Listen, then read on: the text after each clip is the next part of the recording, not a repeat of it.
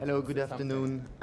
We're gathered here today because of Gréaud, who is here, and at the occasion of the release of a book that has a certain importance for Loris, as it is the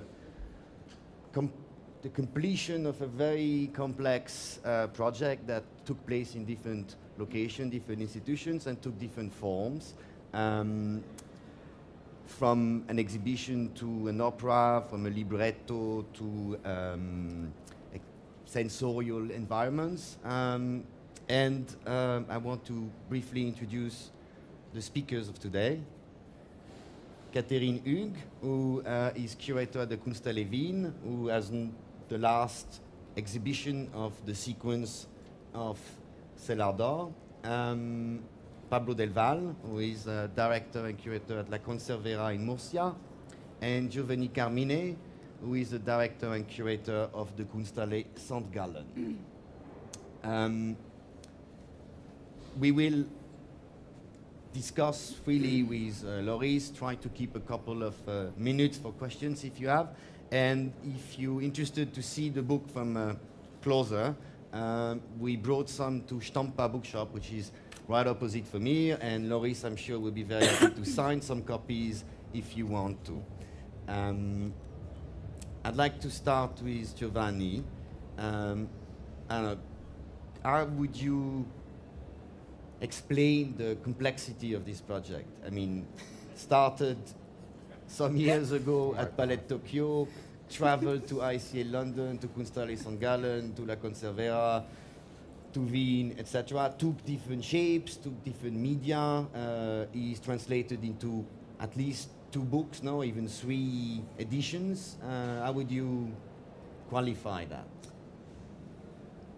I think the project Cellar is so complex that only Loris knows what it's about, because there are so many too easy.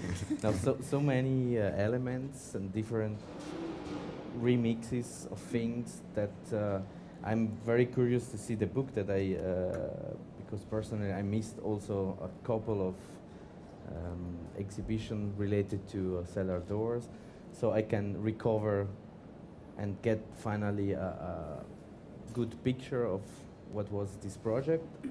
I think the basic idea was the idea of building up a new studio, which is in realization right now. Which it's done.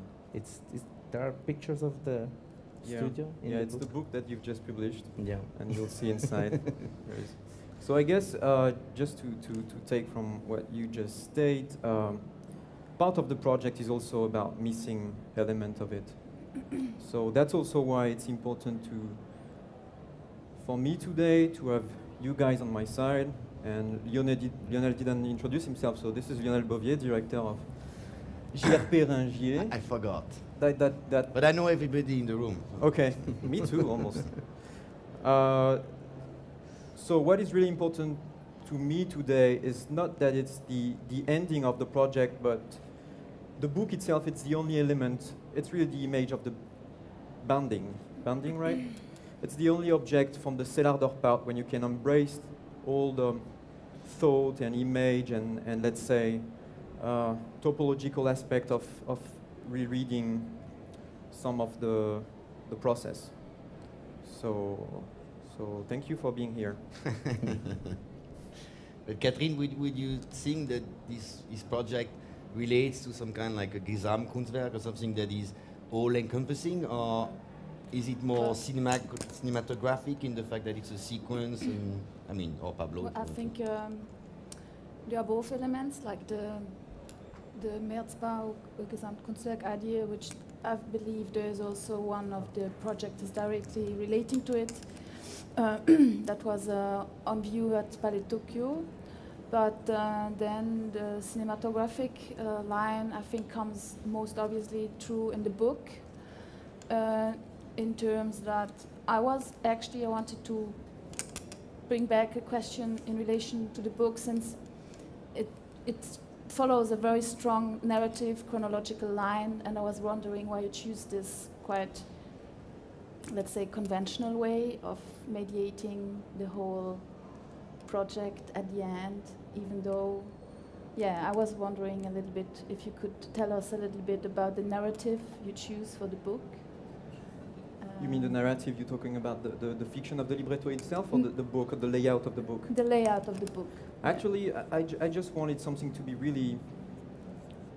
We can't really talk about straight with this project, but I wanted something to be really clear, and it's just what I said before about making an understanding of, let's say, the chains of thought and image. For example, what you see on right now is not actually the real chronology of the project, because let's say that there is no chronology in this project, but it's just the chronology of the book. And I guess the book is quite successful to me in the way that it really shows that there is no start or ending, but a constant middle, so to speak. And it just came out from lots of question and obsession. So Cellar is an experiment over the past 5 or 6 years, trying to answer some of the real profound question that I had on what is a show, what am I doing, what I need, what do I need, and yes, I will talk about this in a more profound way, but basically it's the idea. So for the layout of the book, we want it to be really clear and straight, because the project is so complex. There is lots of kind of I just mentioned kind of topological ideas. Let's say lots of equivalence between some notes, score, architecture, shows, and the main idea, to sum up the project, the main idea is trying with all this element, trying to answer this simple question of, is all those elements, let's say duration of exhibition, object, studio, score, candy, is all those objects could be on one single surface and make only one object. And it's also important for me today to say that that the answer is yes. I've done it. We've done it. So maybe we have to precise that you designed you did the design of the book. Maybe it's not clear to everybody in the room that it's an artist's book in a way. So. I don't know if it's an artist book. It's also a complex project, because basically you commission a writer to follow the path of the exhibitions with explanation about some references that you included in the exhibition, and of course references you didn't include in the exhibitions that he was bringing additionally to the thing. But it's followed the sequencing of the book. So yeah, there's an editorial work, there's a design direction, an art direction of the project, and it's let's say one of these heterogeneous type of object. You know, it's not per se an artist book, because it provides all the information about all the exhibitions, and it's not per se a monograph that is done by someone else that would take some distance and look at your work. And I think that's also reflected in your work somehow, by the level of interaction you have with professionals, architects, scientifics, musicians, etc. I mean, it's not so different, no? No, it's not different. I mean, like the conductor. The choice of Pascal Rousseau, the French art historian, is really important.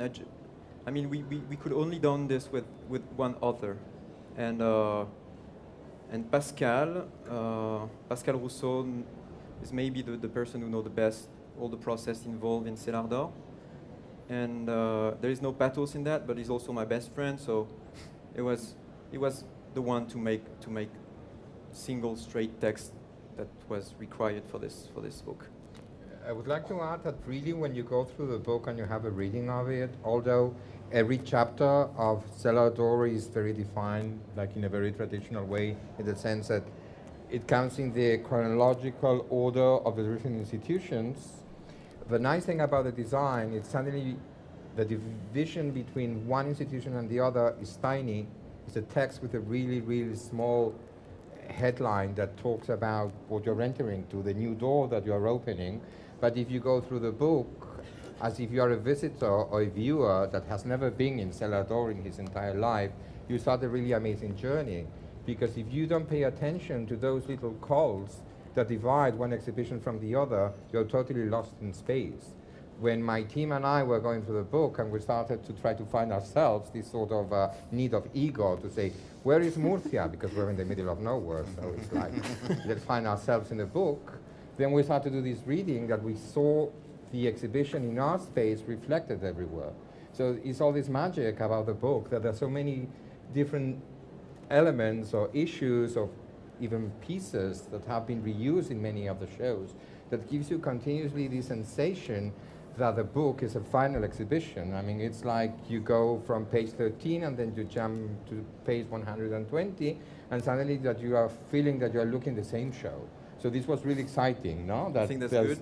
I think it is. I think that's a beautiful thread. I mean, there's a lot of repetition, echoes, and you know, repetition is and part of the differences, process. Yeah. which I think it's. And it's really, really nice. It's like a journey. I mean, it's like, it doesn't matter who did what, where one piece was exhibited. I mean, that's not part of the project. And I think the beautiful thing is that you're doing an amazing journey into space, no? And that's my feeling when I got the book finally today here in the cafeteria. And I'm going through it and really feeling lost, seeing elements and seeing situations that I was even feeling that I was Palais de Tokyo. I was even feeling that I was Kunsthalle St.Gallen. I was feeling that I was Vienna at the same time. So I think it's a beautiful thing that you manage in this long period of time to put things together, and that the final project has a hallmark. So it's a great collaboration between all of us. That's the exciting part of it. That's nice. And I think that's a goal that you have reached. That's something really. Yeah, it was all about the I talk about the lots of question and obsession, but I mean over the past 6 years it was more kind of an aesthetical promise, let's say, to test the tangibility of all this question and experimentation through time. I mean, 6 years is not that long, but I'm 32, so proportionally it's a long time. So you started 6 years ago with Cellar Door. Yeah, right? I start with the I mean, I was ECG. thinking about now when we did the show. I think it was 2008. We never remember when we did that It show. wasn't, yes, it was.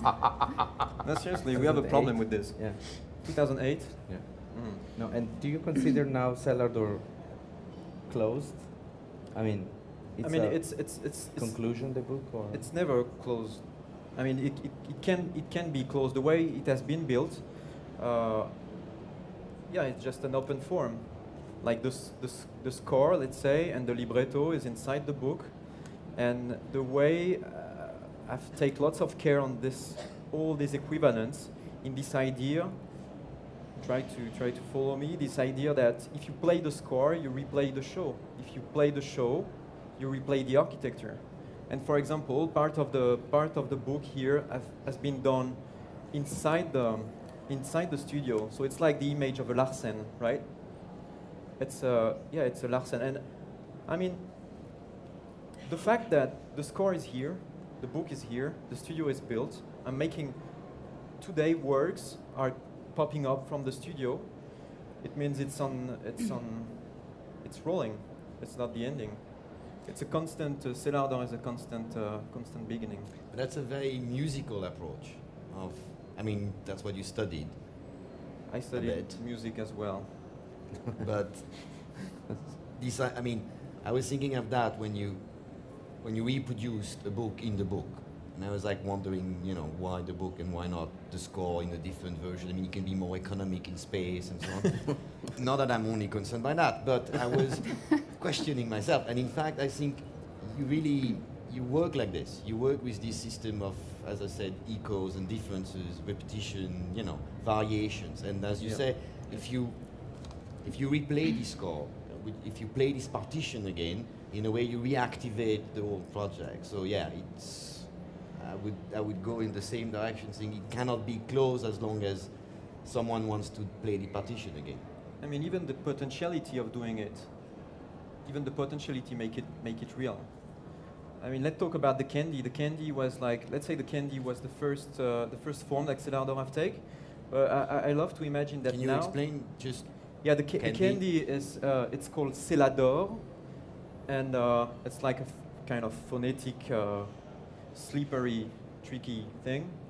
Cellar, and it's a candy that has absolutely no taste and no flavor, and it plays with this with the design of a really marketable product, with all this rainbow color, and we've made a commercial in Hong Kong, giving a kind of a synopsis to a publicity company in Hong Kong. So we really played the game of launching a candy.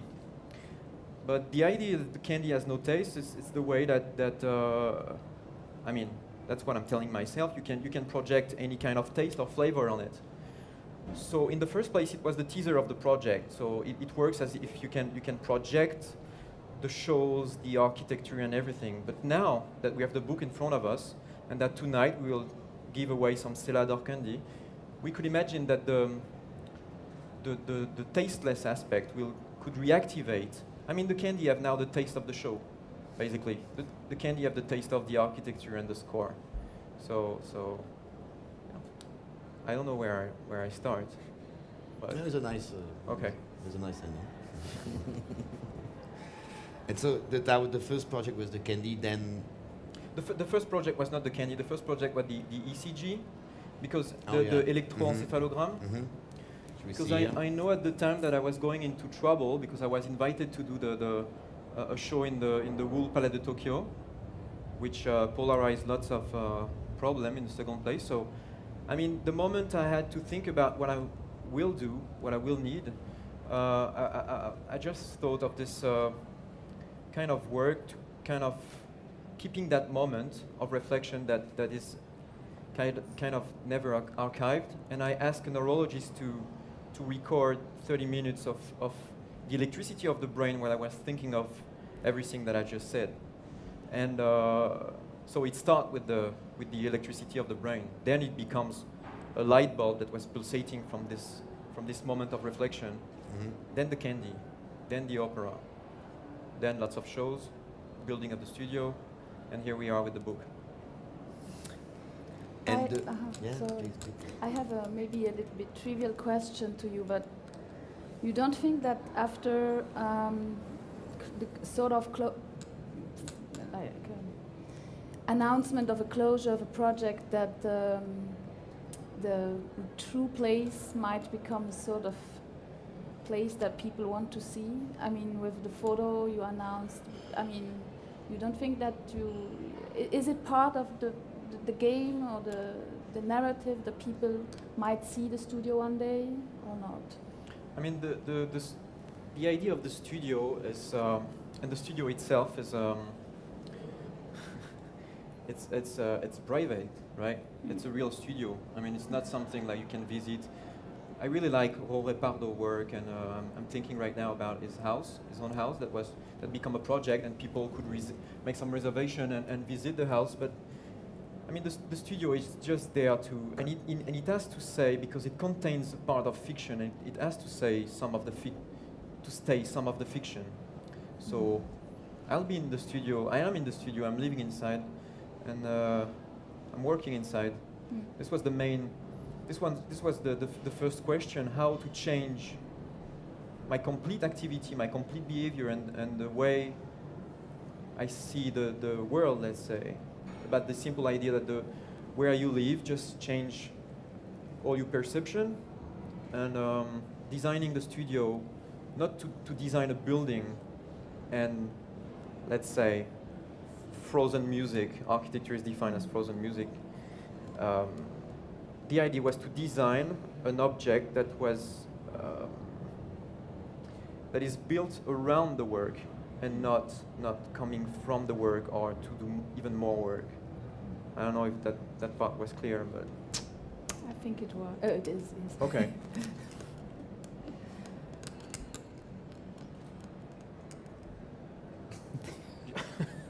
Wasn't clear for me. No. Pablo, you need to say something. I need to say something. Yeah.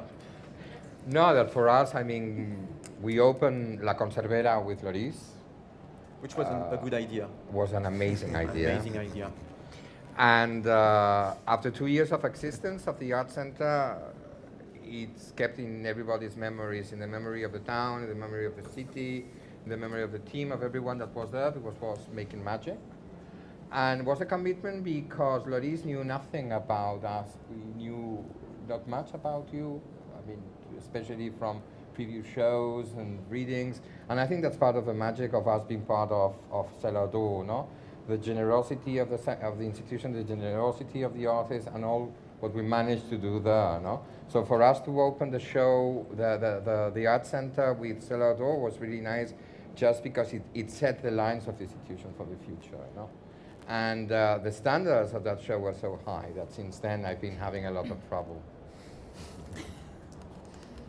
I have to say that I'm seriously, and I'm not saying that because we're on a discussion panel, I'm really thankful for all the people that were on my side for those past year, and trust the project, at some point where I have no idea where I was going, and it could have collapsed. And yeah, I'm really thankful to all of you, to all the institution, to Lionel that was so careful about following up the sense of the meanings. And yeah, thanks a lot for all of this.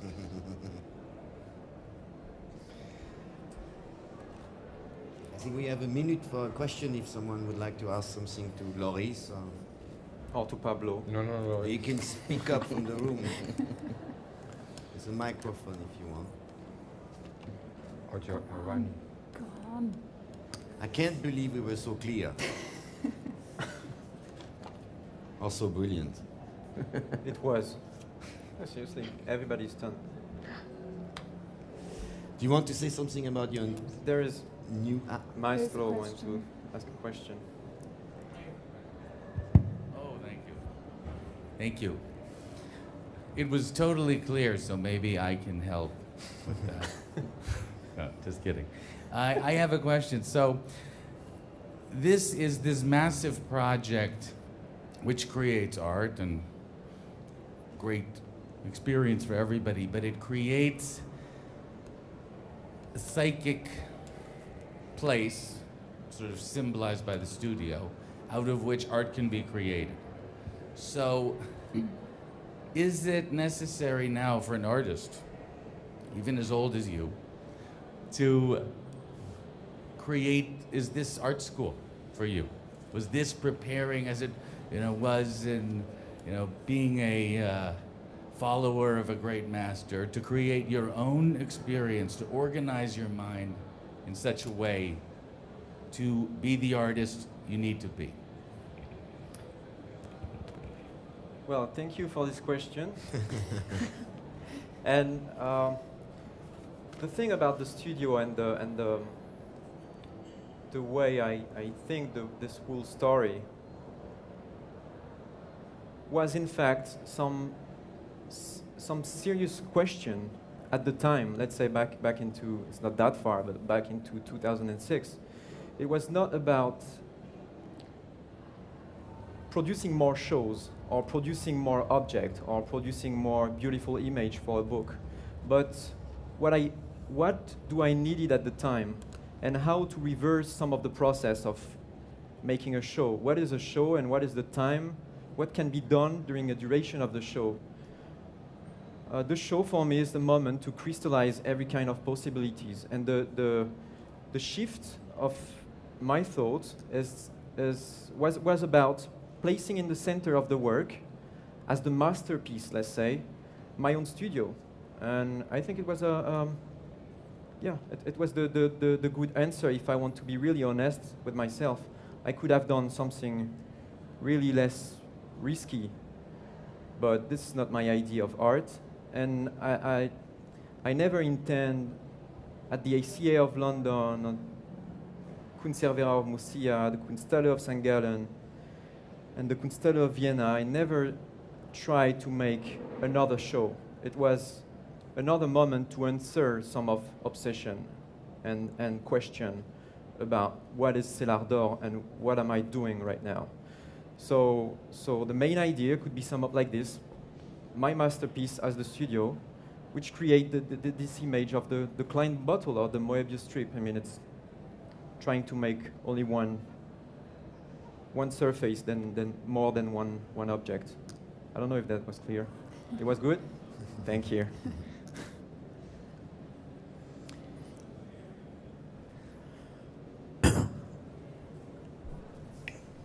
I saw your project in Venice and I was very impressed. Thank you for the project. I have a question. You had an influence. What is around your project before in Palazzo Grasso? It was in Palazzo Grassi? Sorry, I didn't understand the whole thing. You've seen the work? I saw the work, yes, in Venice. Yeah, the gunpowder forest that was previously shown at the Conservera in Murcia. And what was the question, sorry? If you had an influence on the exhibition itself. Where it is, if you, whether you had an influence where it is in the Palazzo, it was in Palazzo Grassi? Yeah, it was in Palazzo Grassi. If the work had an influence on the show? No. If whether you had an influence, which other projects are around? Do you understand? Were you involved in the curating of the show of the Palazzo Grassi? If I was involved, if I display the work myself, what is the question? C'est quoi la question en fait? Yeah, I don't understand. If you were involved on the curating of the show at the Palazzo Grassi? No. No? That's not the question. Then I'm sorry, you don't understand neither. Did I pick the room? No, I didn't pick the room myself. Caroline Bourgeois did. This was not the question neither. No, it's not that. She's trying to say something different. Okay, let's do that again. I'm trying to be focused. Okay. Die Frage war, ob Sie einen Einfluss hatten, welche Projekte vor Ihrem Projekt waren daneben, dahinter, weil es ist ja irgendwie eine Abfolge. Also Si tu avais une influence, le fait qu'avant il y avait quelque chose, je ne sais pas, je n'ai pas eu l'expo, mais c'est le projet qu'il y avait avant et après, dans la narration du Palazzo Grassi, donc dans la curation de l'exposition. Si le travail a eu une influence? In English. Si toi, tu as eu de l'influence sur ça, qu'est-ce qu'il y avait avant et après? Yes, he did very much. Yes. Yes, you had? A great influence. A lot. No, I still don't understand completely the question, but at the Palazzo Grassi, Yes. you asked me Yes. if I had an influence on the other room. No. See, we are in the middle of Cellar right now. Nobody's understanding nothing. No, I think the question is if there was a dynamic between the other works, like if you could influence how they were or are displayed besides your work. And I think you didn't. I mean, this is. I think it's. But she feels. Yes, he did very much. A lot. Maybe Trust like me, in he an did. energetic I know him. way. I think so. I think Yeah, so. and you think so, Thank huh? you. Yes. Okay. So you were right. Okay. Yes. You want the microphone?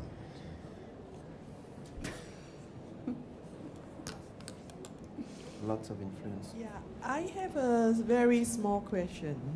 It's regarding what you mentioned about the candies, and I think your emphasis was this thing called no taste, if I get you correct. Am I correct? Yeah. Yeah, but to me, no taste is a state of mind. It's a phenomenon. Yeah. Okay. So, how then you define no taste? Now, I want to explain to you why I say this. Because, for example, if I have a chicken soup, that's very common, and it tastes delicious when I encounter it for the first time. Now, maybe the second time when I taste the chicken soup, the excitement is not there, and therefore I say the taste is not as good. So that's about the taste. It's not a good chicken soup. I mean, chicken soup is always a great moment each time you do it. Cellar métaphore. Métaphore. We- I understand it. Je continue? Oui? Vous pouvez D'accord? continuer, bien sûr. Oui, en anglais? Hein? Yep. OK. En français. Parce que je ne parle pas français. So, the thing is, there are times the chicken soup actually is very, very good. But you have a very bad experience just before you have the soup. Maybe somebody disturb you, Yeah. or you know, there's something unpleasant. Yeah, it So- happens with chicken soup. But then you are very hungry, and there's only chicken soup. And by the same cook, same everything, assuming, okay? It completely have no taste. When you drink it, you don't know what you're drinking. And it lost. So that is called the state of mind, and it's called no taste. So Okay. in my question here, this no taste, is Yeah. it a physical no taste, or a phenomenon no taste, or is a virtual no taste, or is a intellectual no taste? So maybe you can, or none of the above. So please enlighten. Thank you. I'm going to. Thank you. Actually, I completely understand the chicken soup issue, and it's not a metaphorical no taste. It's a no taste at all. I mean, the candies are with different kind of acid colors, and you see the package. There's all this rainbow, but when you put the candy into your mouth, there is no flavor at all. It's neutral, physically. Then you can imagine the taste of a chicken soup, let's say. And you can imagine the taste of an architecture or a score or art. It has physically no taste. I think we have some candy here. No? No, we're not. No taste. Tonight. Thank you. Chicken soup. Thank you. Thanks a lot. Thank you.